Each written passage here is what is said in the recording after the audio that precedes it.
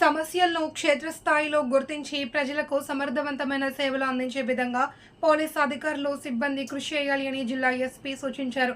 జిల్లా పోలీస్ కార్యాలయంలో నిర్వహించిన నేర సమీక్ష సమావేశంలో ఎస్పీ మాట్లాడుతూ నేర విచారణ మరియు సమర్థవంతంగా చేయడంతో పాటు చాలా రోజుల నుండి పెండింగ్లో ఉన్న కేసులపై ప్రత్యేక శ్రద్ధ కనబరుస్తూ వాటిని త్వరితగతిన పరిష్కరించే విధంగా చర్యలు తీసుకోవాలి అని, సత్వరం పరిష్కరించే విధంగా పోలీస్ అధికారులంతా పనిచేయాలి అని, ఇప్పటి వరకు నమోదైన కేసుల్లో నాన్ గ్రేవ్ కేసులు, గ్రేవ్ కేసుల విషయంలో తీసుకోవాల్సిన చర్యల గురించి అధికారులకు వివరించారు.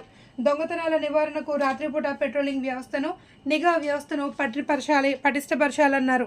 దొంగతనాల నివారణకు ప్రతి సర్కిల్ పరిధిలో ఒక స్పెషల్ టీంని నియమించి వాటి నివారణకు కృషి చేసే విధంగా అధికారులు చర్యలు తీసుకోవాలన్నారు.